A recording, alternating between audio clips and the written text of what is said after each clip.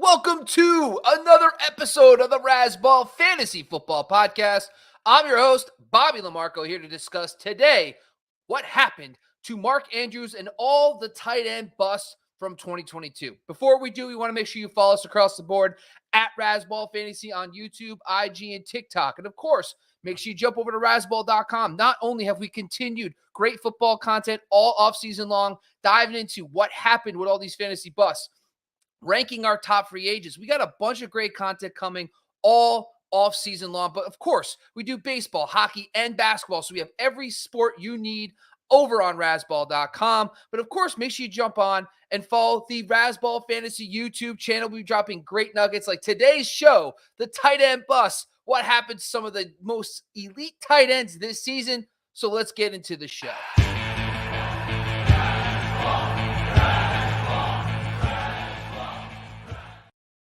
All right, so on this show, we typically like to talk about, we want to review 2022 before we start diving into 2023. We're excited about the free agency. It's coming around the corner. We have the Super Bowl just in a couple of weeks. But today's show is really to dive back into 2022 and see, not only tell you guys busted, of course you know, you can go on to any website and look at points per game and say, oh, that guy busted. But today's show is really about understanding, is there things that happened in June, July, and August that could have helped us prevent, or even last offseason, prevented us from drafting these guys as bust. Now, when I came in today's show, I wanted to talk about the highlight guys. I want to talk about Mark Andrews and Darren Waller and Dalton Schultz and all these guys. And I have some takeaways for those guys too. But today is really to look at who were the guys being drafted consistently and why did they bust? And some guys will surprise you.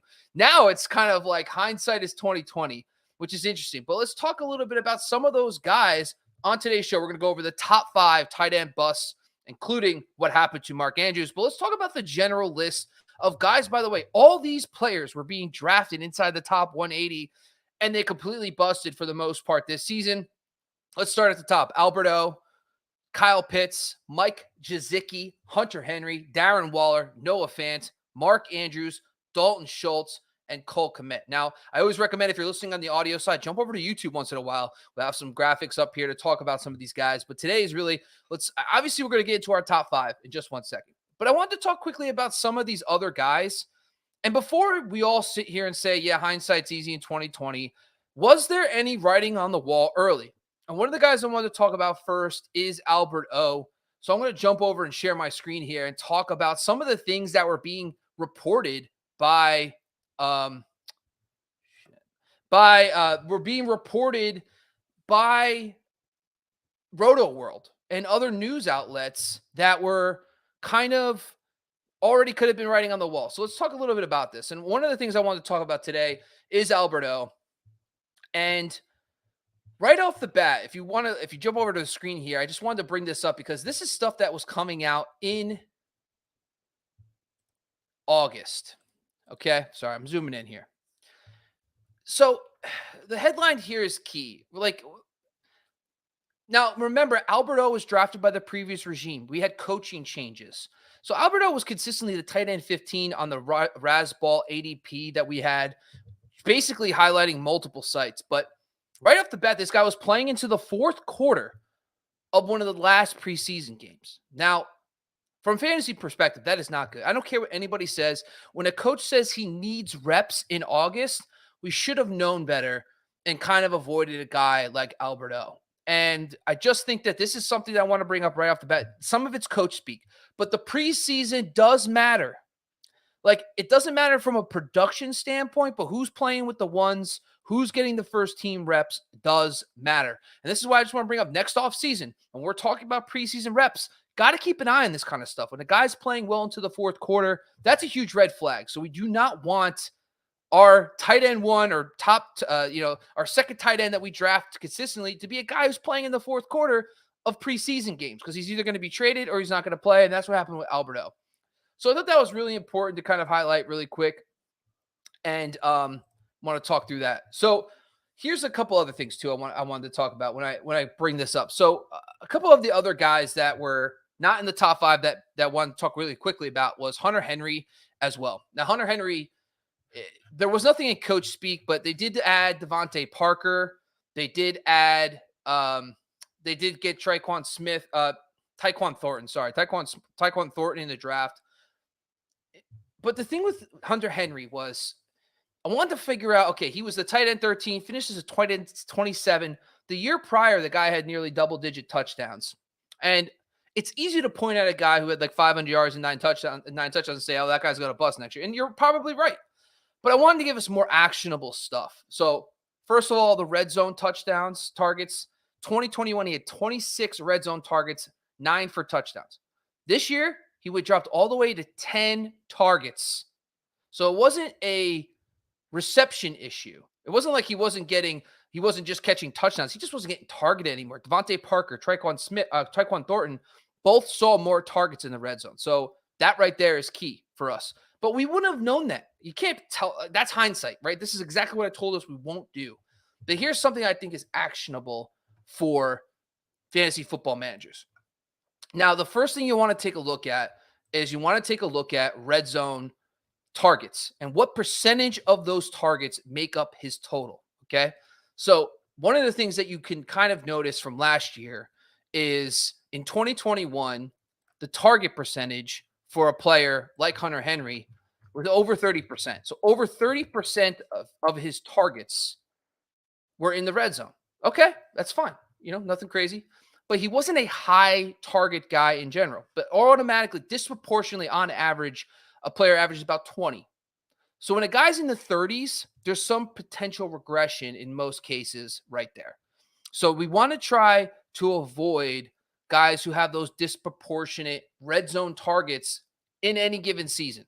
Now, there are guys that are continuous red zone hogs, but none of those guys are going to be in the 30 percentile and also score a high disproportionate amount of touchdowns. So not only did he have that 35% red zone targets, but he scored those 9 touchdowns, okay? And only Dawson Knox tied him for that many touchdowns, okay? Just to give you an idea of other guys around him. Robert Tonyan, 2 touchdowns on 34% of his targets were red zone targets, okay? So it's just so I think the action item for Hunter Henry red flag, why we could have avoided him was, number one, is a disproportionate amount of his targets, red zone targets. And 2, did he have a higher touchdown rate on those targets? So, Hunter Henry just 2 years ago was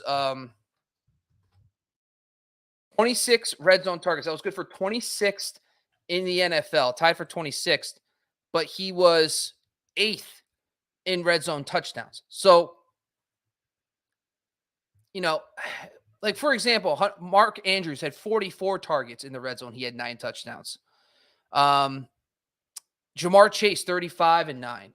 Stephon Diggs, 49 and 10. It was a combination of those 2 things. Okay. So it's a combination of a high target percentage in the red zone of his overall targets and also a disproportion of those going for touchdowns. So the question we should be having next is, okay, is there anybody like a red flag there? And that's a great question. And I do have the information. And now that I'm doing this podcast, I'm thinking in my mind, I should have had this up already. So touche. So let's look at 2022. And so some of the guys that stand out right away, and this is not just tight ends, but this is just in general. Number 1 is Jerick McKinnon. Jerick McKinnon had 23% of his targets were actually red zone targets. He also turned those into 8 touchdowns on just 17 red zone targets. That's not going to happen again. Juwan Johnson, Isaiah Hodgins, Trenton Irwin, Jordan Akins, George Kittle is another one here. George Kittle had 21%, which is kind of right on average, but he had 8 touchdowns on just 23 targets. So those targets are going to probably have to go up. Just to give you an idea of, red zone targets that are 23. Let's see. Here are the red zone targets. The guys who had 23 red zone targets this season. Njoku had 4 touchdowns. Kittle 8. Juju 1. Christian Watson 6. Devonta Smith 7. Jalen Waddle 5. So it's already a little bit disproportionate. So you could probably expect just 2, maybe even 3 touchdowns if he does not see an uptick there. So that's just something I would like to. Also, guys that came out too, Mecole Hardman and Jahan Dotson. Jahan Dotson, 25% of his targets were in the red zone. He had 6 red zone touchdowns on just 19 targets. So that's stuff to look at. Now, granted, these guys are going to be like Dotson. We don't even know who his quarterback's going to be, who his coordinator is going to be just yet. But just keep that in mind for drafting players next year. Like George Kittle probably had a spike year in touchdowns proportionate to his type of role. So just keep that in mind when you're doing this. Next thing I want to talk about really quickly is Noah Fant. And Noah Fant, positional ADP, not to 19 was his ADP, 23 finished in PPR points per game. He changed teams, right? But he was 32nd in routes. This offense used multiple tight ends. And we kind of knew that from the previous years, like Gerald Everett and stuff did not get a full complement of snaps. But being 32nd in routes for tight ends is not good. Routes per game. So preseason, we got to watch. We want to know if this guy is a solo tight end, guys that are going to get majority of the snaps at the position. And of course, with Will Disley on board, we kind of knew that was not going to be the case with Noah Fant. So he did not meet his ADP. The last guy I have on here is Cole Kmet. It's more of a consistency thing with him, but I do want to say though with Cole Kmet is when I dug into his numbers deeper, and I actually looked at his final since when they started throwing the ball consistently a little bit more, at least 20 attempts per game, right around that like the last 9 games, especially that Miami game, Dallas, New England, that time frame. He really turned around his season. He was averaging 12.3 points per game in PPR, averaged 4 receptions and 42 yards per game. That's 8 PPR points per game. That's going to get it done. And he was over 7 PPR fantasy points in, majority of 6 of those 9 games. So not bad. So I think that Cole Kmet, there's something to build on from that. So he's probably not even a bust anymore once you factor in when they started throwing a little bit more for Justin Fields. All right, let's get into the top 5. This is where the bread and butter is here, folks. And number 5 is going to be Mike Gesicki.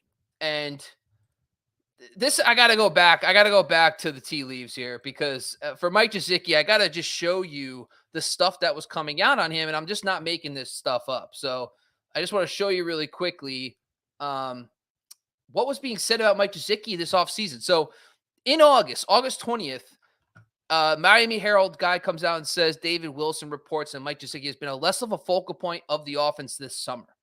Now, this is different than it's flat out saying he's being called to block more, spending less time in the slot, ceding more snaps to Darren Smythe. Like, these are all huge time red flags. And then immediately after that, they're talking about Mike Gesicki being brought up in trade targets, trade as a trade target for other teams and being a part, even like weird stuff about him potentially being a final cut candidate, which obviously was not the case. But this is the kind of stuff. Okay. The other thing is this is a new coaching staff. Mike McDaniel comes in and he wants his tight ends to be more like a George Kittle type that can definitely block and build off that.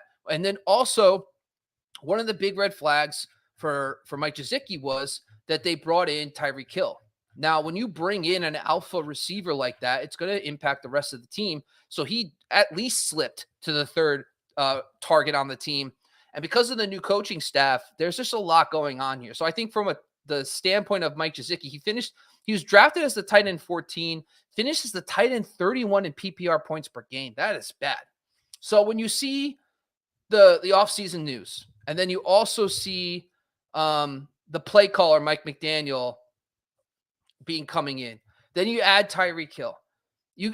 And listen, when you see the snaps, he ran a route on 78% of the dropbacks in 2021. That dropped to 55% in 2022. So the writing on the wall was there. So that's something we have to watch. Is there a new coaching staff? That's one. Any change for a tight end is never really a good thing. So that's something to watch. The second thing is there additional surrounding talent? That's another red flag. New play caller, that kind of stuff. And then the offseason buzz coming up for Mike Gesicki. So I do think this one could have been avoided by most of us. So I do think that that's something we have to watch in the offseason. Is there more talent around the team, new coaching staff, and is there reports of a changed role? Let's keep an eye on that this summer when we look at these tight ends. All right. Dalton Schultz, next one, number 4. And this one's pretty easy. And actually, when I dived into the numbers, he wasn't necessarily a bust, but I just want to just ease the minds. He was very good when Dak was playing. So when you look at the numbers with Dak, 11.7 PPR points per game, that would have been tight end 6. 7 of his 12 games are double-digit fantasy points. 10 of 12 games, he had at least 7 PPR fantasy points, which is in tight end landscape doable. So Dalton Schultz is fine. I don't think he was good for fantasy for most of the year. But I do think that down the stretch, he definitely got it done. So I think he's going to have a nice positive turn of events. If he re-signs, we'll see what happens with Dallas. If he re-signs there, if they franchise tag him or whatever. But I think that from that standpoint, I solved that one pretty quickly. Next one's Darren Waller. Tight end 5, finished tight end 10 in PPR points per game. Now, a couple things come up with Darren Waller, and I do want to go back to our trusty Roto World blurbs, because Darren Waller is another one. So it starts coming out, going to be planning to use more, but then he has this hamstring issue. Now, remember with Darren Waller, this is a brand new coaching staff. New coaching staff. He's not on the field. He's not getting his reps. That's kind of a red flag. When a guy's hurt for most of the offseason, does not play a lot in training camp, doesn't get a lot of preseason action, and is starting with a new coaching staff, a new offense, and then in August 24th, he doesn't feel comfortable making a prediction. These soft tissue injuries that linger are a red flag. The good thing that kind of threw us off the trail a little bit was that he got signed to a big contract. So, am I being a little nitpicky here? Probably. But let's be real here. The hamstring lingering issue, not getting any reps, was probably a problem. He should not have been drafted in that 4th round right after Pitts and them. So, I think probably would have made. I think the takeaway here is, number 1, new coaching staff. Number 2, they brought in Devontae Adams. Okay. Then on top of that, it's a new coaching staff with a lingering hamstring injury. Personally, there's a real reason to be worried about Darren Waller. But before we start worrying, number 1, who's the quarterback going to be? So that's going to be key. But here's what happens. In 2021, he played 10 of his 11 games, 75% of the snaps. In 2022, he only did that twice. Twice. It's good that they gave him the money. So that's good. But he's a name to watch in trade targets this year. If it gets to a point where he's being drafted as the tight end 10 and you're getting him in like the 9th round, okay, fine. But I don't think I need to see a solid offseason from Darren Waller to trust him, because this is my takeaway. Number 1, the new coaching staff. You don't know what to expect from a new coaching staff. Number 2, the lingering hamstring injury, another red flag. Number 3, they brought in an alpha, kicking him down the totem pole. So now you have a number 1 receiver, you have new coaching staff, you have a lingering hamstring injury, and now he's not playing as much. So just something to watch this offseason. We got to monitor the reports, see if he's out there healthy, how they feel about him. Darren Waller is still a stud, so maybe we'll get a discount on him next year, but wasn't too happy when you dive into the numbers. A lot of excitement. Number 2 is Mark Andrews. And this was a kind of anticlimactic for me, because when I went through this, it's like, oh man, we're going to have so many good nuggets here. He's tight end 2 in positional ADP, and he was tight end 3 in points per game. Not a huge drop, but he was 42 points lower in flex ranking. So he wasn't worth a 3rd round pick. And that's on a per game basis, not nitpicking here. This is per game. He was 42 spots lower. So in depending 3 or 4 rounds, depending on how big your league is, you should have drafted. He was more of a 6th, 7th round pick than he was a 3rd round pick, or a 2nd. But it's pretty simple. And when I went into this, I was like, oh, I'm going to talk about all this stuff with Mark Andrews and all this cool stats. No, it ain't cool. It's when Lamar played, he was a stud. Okay. 15.4 PPR points per game. That would have made him 24th overall in flex rankings last year. So right where he's being drafted, 2-3 turn. Without Lamar, he only averaged 9.1 points. So if Lamar returns, we'll have to see what the coaching staff is. Who's going to be the OC? Greg Roman loved his tight ends and running backs. So is it going to be more of an open offense for wide receivers? But I don't think it's going to matter too much because Mark Andrews is probably going to be, he might play more in the slot. He might get more, routes that way. They might throw more, getting him on the field more. So when I looked into this, I thought I was going to find something that actually happened to Mark Andrews. But in reality, when he played with Lamar Jackson this season, he was worth a top 24 pick. So next season, as long as he's healthy, as long as the OC seems legit, as long as Lamar is back with that team, I think a 2-3 turn pick is perfectly fine for Mark Andrews. And number one, and oh boy, this one hurts me a little bit. I didn't have any Kyle Pitts, but I did have him as a 3rd round pick. Tight end 3, finishes the tight end 22 in points per game. This one is like, we kind of should have known better. All right? We should have known better. So the biggest thing was that for Kyle Pitts was the move to Mariota. And Mariota, that completely evaporated the passing offense. So Atlanta, when you look at Atlanta from 2 years ago, the Falcons threw the ball with Matt Ryan a decent amount. Mariota, they barely threw the ball. So right there, pass volume was a problem. We should have known that. By the way, and we did talk about that a little bit. We did talk about that. I think in my opportunity analysis, I said they might lose 150 attempts. Okay.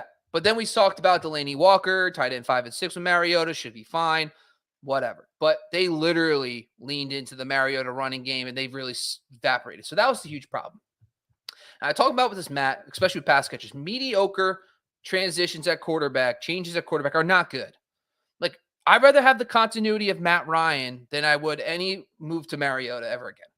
And now it's hindsight's 2020, but we've seen this over and over again. So with Ben Roethlisberger, everyone thought Deontay Johnson was going to be fine. He wasn't, because it's a mediocre to a mediocre change. So there's that problem. But with Kyle Pitts, there's a couple more things. He actually started seeing more downfield passes. Okay, that sounds great. Higher ADOT is usually good. Problem is Mariota was not good throwing the football downfield.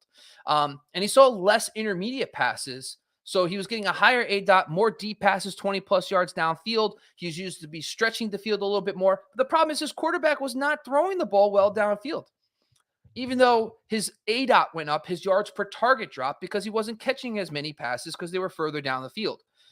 So deep passes, just in general. So even though they threw the ball to him more downfield, here's his deep passing. This is 20 yards or more. 2021, 6 receptions, 173 yards, 2 touchdowns on 13 targets. On one more target this season, 1 catch for 28 yards. That's so bad. That's so bad. Mariota 37th among 40 in deep ball accuracy and yards per attempt on those throws. He's also, his slot production came way down. So it's a wait and see with Kyle Pitts. Now, the good news is his coach is a former tight ends coach, Arthur Smith, had great seasons. Delaney Walker, he was a part of that regime. He was also part of, Jonnu Smith having a solid season. So there's plenty of upside with Kyle Pitts. The quarterback will matter. Whoever the quarterback will be will matter. But man, if they're going to use him more as a vertical down the field kind of guy, and they don't get a guy who can throw the ball downfield, he's in a lot of trouble. And that's what happened this year. So he could not have predicted that. But what we could have predicted was Mariota and that pass volume dip. Less pie. And I do want to look at this because I should probably know the numbers off my top of my head, but I don't. So Mariota threw the ball. So as a team, I shouldn't say Mariota. As a team, they threw the ball 415 times in 17 games. That's so crazy. 415 times in 17 games, okay? In 2021, they threw the ball 573 times. That's 160 less attempts. That's almost 10 a game. That's a lot. That's not good. We should have known that. So shame on me, shame on us. But I understand we were trying to make this mindset, but Delaney Walker was never going to be a top 1 to 3 tight end. I know we're talking about Kyle Pitts, who's a stud, but in hindsight, man, Mariota was a new quarterback coming into this new team. So there's change for him there. I just think that the mediocre quarterback switch is never a good thing for us. Continuity is better than change. So unless it's a clear upgrade, like a Matthew Stafford, Tom Brady-esque upgrade, don't bother. I know Russell Wilson backfired. We'll see how that goes with Sean Payton. But we'll have more breakdowns there. All right, folks, that's all we got for today. That is the latest on Razzball.com, the top 5 tight end busts and more. What happened to Mark Andrews? Once again, I'm your host, Bobby Mark. I want to thank you for joining us again on the Razzball Fantasy YouTube channel. Make sure you subscribe to the Razzball Fantasy YouTube channel and jump over to IG and TikTok. And of course, make sure you go over to Razzball.com. I thank you for joining me all again today. And don't forget to listen to us on the podcast side. If you're going for a run, you can't watch the show, jump over to the Razzball Fantasy. We do have it on Apple and also Spotify, so we'd love to have you there as well. Thank you for joining once again. We are out of here.